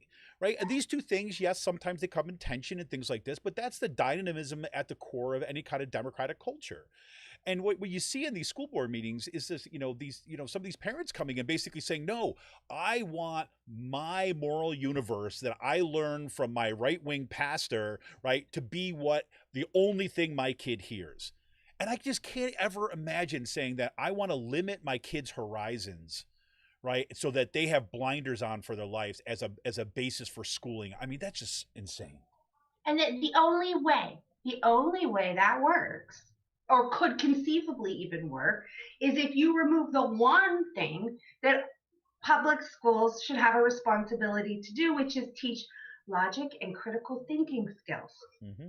So, you can't have that worldview intact and teach critical thinking. It's incompatible. So, I mean, it's very frustrating. And I think that you're really going to see a rise in, which this is just disgusting to me, but I think that you're actually going to see a rise in these right-wing colleges, because you can't send your delicate little flower that you protected their whole life from literal facts and critical thinking in the world as it is, and then send them to a public college or a liberal arts college. It ain't gonna work, and they're not, listen, they might be able to get people on school boards, but they're not going to dismantle college education as we know it. So they're going to have an increase in these schools that are like Grove City, which is right near me, which is a poster child for that. It's like that. The kind of schools that you send your kid because you need to keep them on that track, man. You got to keep them on that track. And then how does that, what does that mean for the electorate? What does that mean for, it really is. What did they call, what was the book? The Big Sorting. Yep. This all just goes along with this, in that, they don't just want to live. We don't just want to live next to each other. We want to have totally different schools. We want to have totally different colleges. It's no good. I feel like the majority of us, we all live in very mixed areas. We don't live in a bubble. And I think that's healthy. I don't really want to live in a bubble. Sometimes I dream about it. No. I think how cool that would be. I'd probably have so many friends. Or the opposite. My luck, I would be in a bubble with a bunch of Connor Lamb moderates, That's Whatever. Not a bubble. That's a nightmare. That's hell. Yeah. Well, I'll tell you, and I do think that we're going to have to, obviously keep the organizing up and keep the expansion of what we're doing and supporting all the organizations taking it on the ground. Just so happens, like right now on Twitter, this is the case in point of just what we were talking about right now. Trending in Pennsylvania on Twitter is critical race theory. So if you have 97,000 tweets right now, so if you have a sense of where they're going in terms of their politics, when you don't have a leg to stand on, you make something up and you run on that. And as long as you can kind of keep everyone, like Angela, what you were saying before, you keep your foot on the gas and keep everyone ramped up and angry on your side. And that's what we're doing. And it looks like they're leaning into that at this moment. So we shall see. Well, listen, everybody, we're going to take a quick break and we'll come back with today's last call. We're going to talk about things that hey, I don't know where we like to spend our time, or, like recommended cocktails for the summer, or like where would you go if you need to just get away for the day? Who knows? We'll kind of see where we'll come back. This is Kevin Mahoney, editor and founder of Raging Chicken. We're going to be back right after this quick break with this week's Last Call. We'll see you in a minute.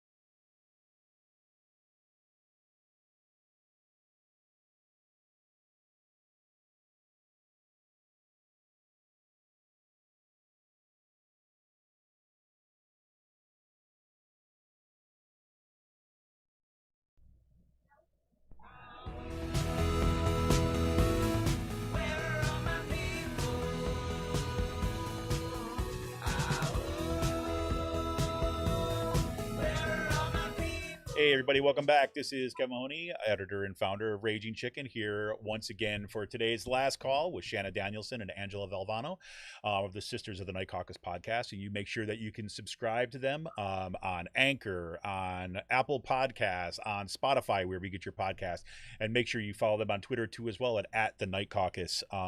Just absolutely fantastic stuff, and hopefully if you're listening to this right now, you see why you should be listening to this, right? So, but check it out. So yeah, today's last call. Like I said, we've got Erin Wallace coming on the show on Monday for Out to Coop Live, and she's the owner and operator of the Devil's Den in Philadelphia. She is also the co-leader of the Pink Boot Society, which is basically it's an organization looking to support women in the craft brewing industry, right? And they've also take a role against misogyny and sexism in the workplace and things like this. And given all the revelations that have been happening within the craft brewing industry, again, these are not new. They're just coming to the fore right now. One of the things that we've put a pause on is our kind of craft beer recommendations until some of the stuff gets sorted out. Because, like I said, you always usually hear a lot from me from Free Will Brewing, right? Because they're right here in Percy. I'm not saying there's anything, going on at Free Will at all. I haven't heard that. Matter of fact, one of the co-leaders of the Pink Boot Society is actually works for Haymaker Meadery, which is kind of sells her stuff and is connected to Free Will. So, but we're just going to put a pause on that. And that's one of the reasons we're having Erin Wallace come on too, as well, is looking for ways that we can help support when we give beer recommendations, things like this. We're looking for women-owned breweries. We're looking for Black-owned breweries. And then we're going to give them some highlights in the days coming forward. So, so that's why you're not going to get the beer recommendations today. But that doesn't mean that we can't say like, here's what's going on in the world and here's what we want to do this summer. And like, what kind of parties are we looking forward to this summer?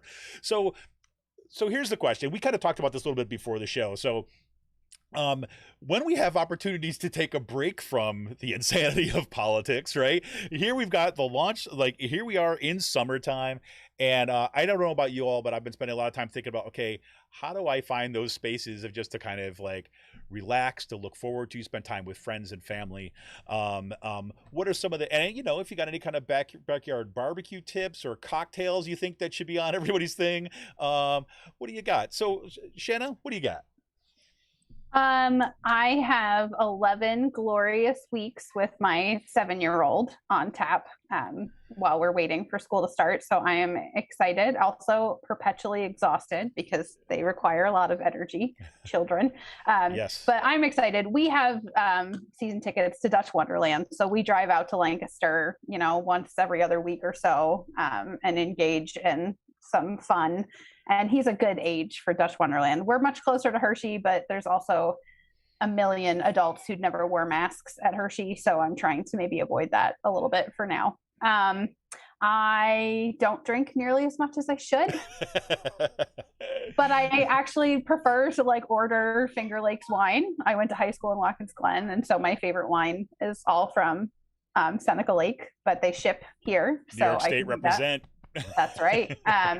I grew up in Jim Thorpe, and then I went to high school in Watkins Glen. So my whole life has just been tourist traps, basically. But quaint small town alcohol is good.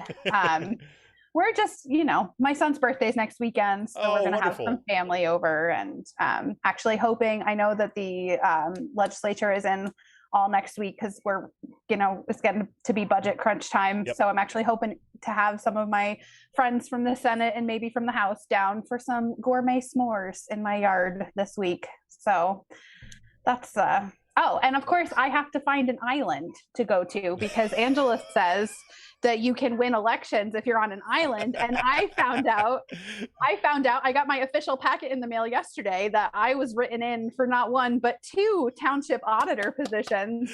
And so I'm going to accept them both. And then I'm going to withdraw from one and have someone appointed in my place so that me and that other Democrat and then Frank Snyder, who's the secretary treasurer of the AFL-CIO, we all live here in Carroll Township. Our Republican township is going to have an all Democratic audit committee, bitches.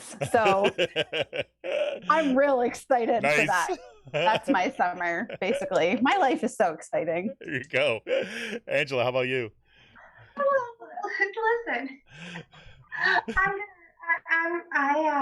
I'm going to make Shanna laugh because she's like, "Oh, my life is so exciting," all sarcastic, like when I am going to be brutally honest here with everyone. I'm one of those people who's having a difficult time transitioning Yeah. out of, shutdown mode. I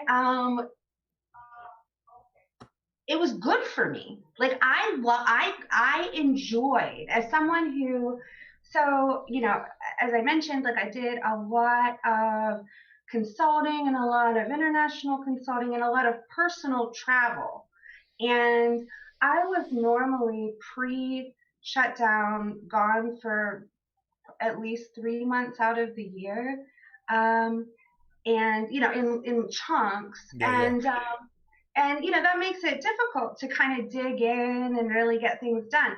So like I embraced this period of time like in the most amazing ways. um Both very practically, like I remodeled my whole house, and then I have a guest house and I remodeled that as well. And like, I learned how to do all kinds of new things. I got my yoga teacher training certificate. I wrote a whole bunch. So I am excited. I'm going to be doing a lot of tabling at events for Keystone Progress. I'm kind of setting up this kind of one-stop voter rights information booth where it's like basically anything you possibly could need. Any information about voting, any misconceptions you have about, really focusing on like voting with a criminal conviction, because I mean there's just so much misinformation about that, to voting with a disability, to all of these little things that I really want to clear up. So I'm going to be out there and socializing with people like that, and the reality is that's probably about enough for me. Like I need like baby steps. So like I felt like it was really important to say this because I don't think that I'm alone in the world. Right. And I want people to hear someone saying that. I could have lied. I'm not lying. No, it's a lot. It's been a little bit fascinating for me, like how I went to Charlotte to visit my daughter, and there is no pandemic in the South, and that was the furthest I had gone from home, and it was before things were like super ultra opened up here, so a few weeks ago. And so I'm fully vaccinated, but I mean, I wear my mask.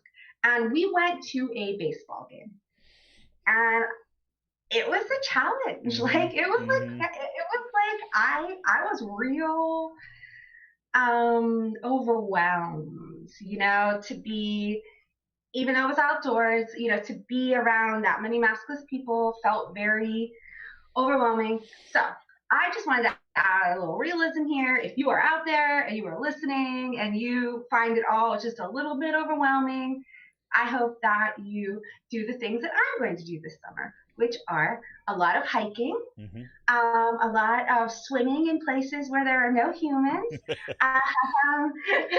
laying on the ground and looking at the sky. I'm really looking forward to putting a lot of miles in on some trails. I mean, we're so blessed in Pennsylvania. And I mean, if you add West Virginia, like we just have such a plethora of amazing outdoor opportunities. I'm looking forward to that, and kayaking and spending time in my backyard with my animals. And you said, cocktails, but I wanted to touch on it. It's a real coincidence, but I recently, in the last 2 weeks, have fallen in love with Fathead's Foggy Goggle, which is a grapefruit Hefeweizen. And why it ties in is because it is their seasonal beer that a part of the proceeds goes to the Pink Boots. Awesome. So, yes. So I'm happy to plug that because A, it's delicious. It's grapefruit Hefeweizen. It's extremely refreshing when you're outside doing yard work, and we're combating this horrific toxic environment in the brewing world. Yeah, and do you know, or do you know, are you frequent that place, Fatheads, at all? Right. Well, you tell them they got to start shipping, because I saw that, and I was like, I would order it and have it shipped across the state, for exactly that reason, you know. And like in Notch Brewing is where our Brienne Allen works, and she's the woman who started the Instagram site that kind of, you know, said, hey, is anybody else experiencing sexism in the industry? And that's what kind of blew up. And now we have all these stories. And she said at Notch Brewing, you know, she's like, she wants to be clear that she has not faced these things at Notch Brewing.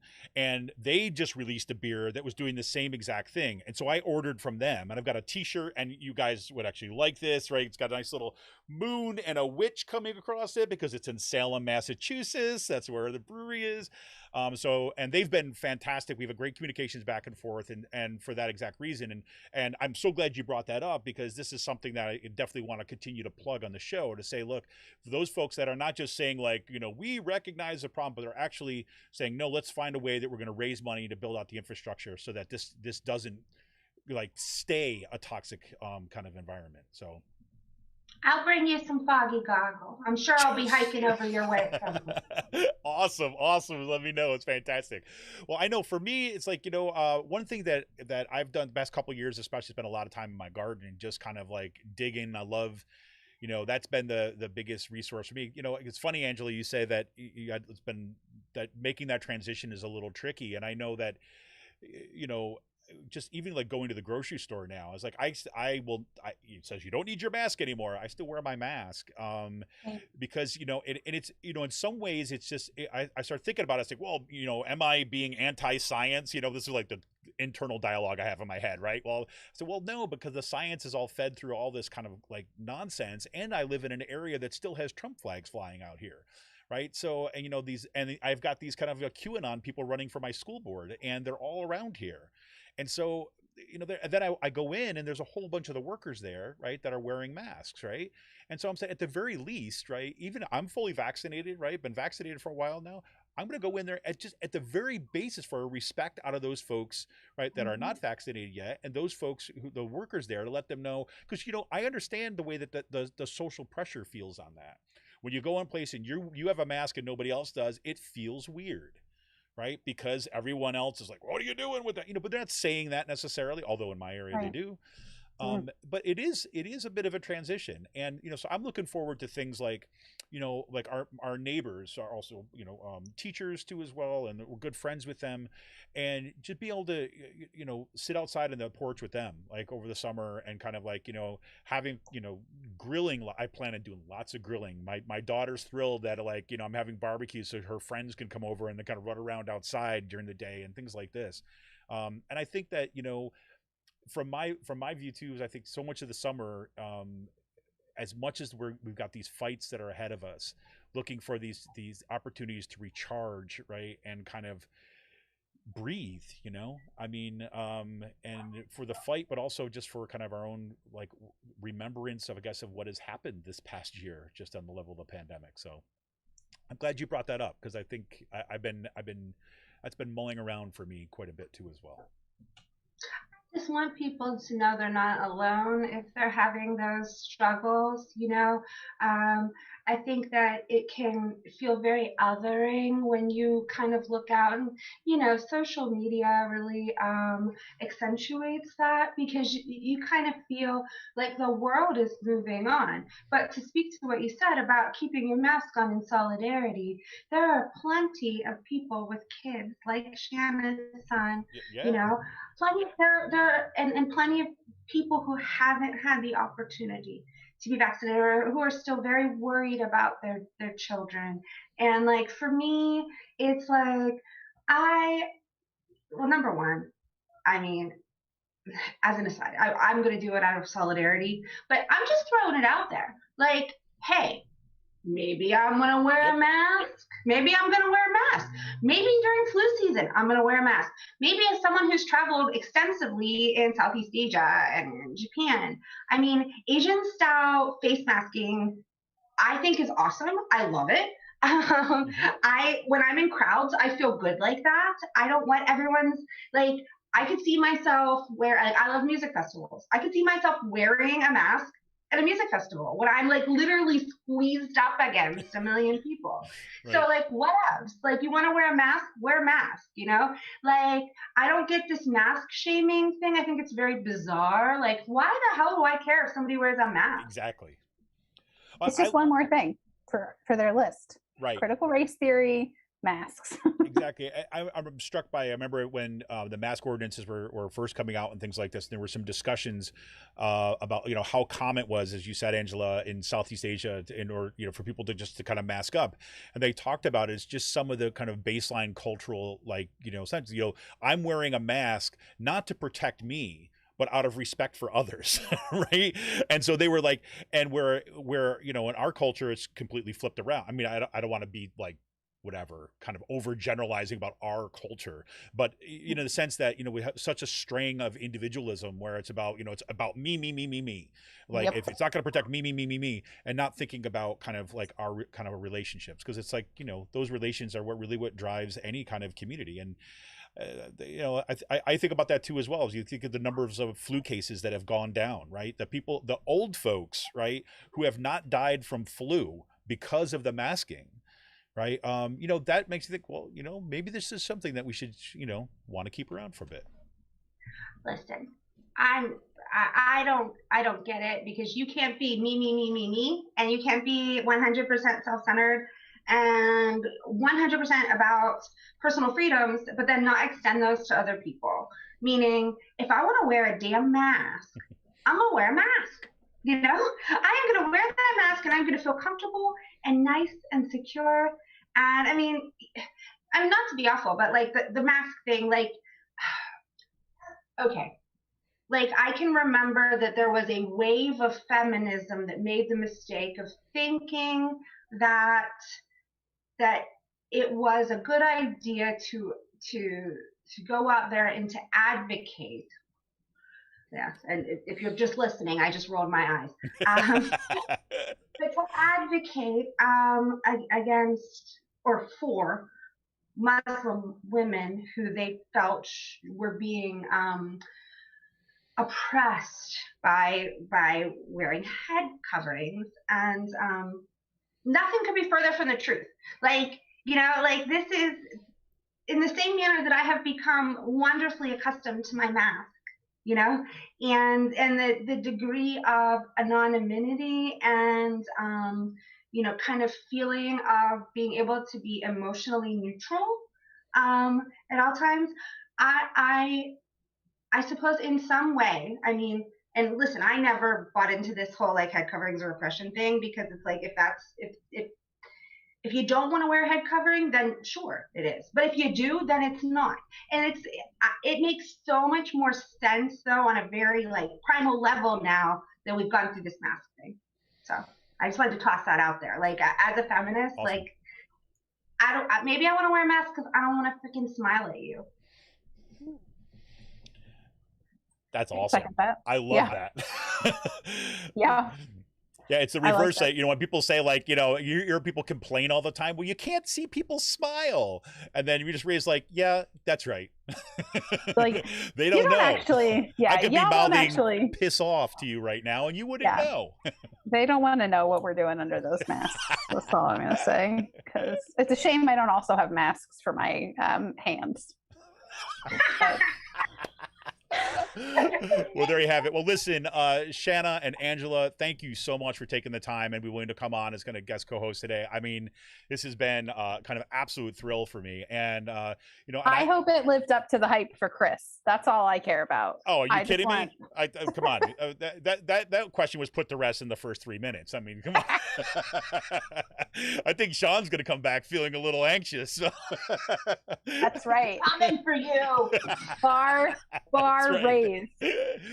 Well, and I also hope that this is not going to be the last time that we reach out for looking for opportunities for collaboration and stuff. So I'm definitely would love to have you guys back on the show, kind of like the days coming up. And, you know, everybody, you got to get out there. If you have not been listening to Sisters of Night Caucus podcast, make sure that you kind of subscribe on Anchor. You can subscribe on Apple Podcasts, on Spotify, wherever you get your podcast. Make sure you follow them on Twitter at the Night Caucus. That's at the Night Caucus on Twitter. Shanna and Angela, thanks so much much, and let's get out there and enjoy this awesome freaking day. So, Thank you. all For right. your support. Bye, everyone. See ya. All right, this is Kevin Mahoney, editor and founder of Raging Chicken. Remind you can help support this show. Yes, you can go right on to patreon.com/rcpress to become a patron for as little as $5 a month. Make sure you're tuning in on Monday for Out to Coop Live with Aaron Wallace from the Devil's Den and Pink Boots. See ya.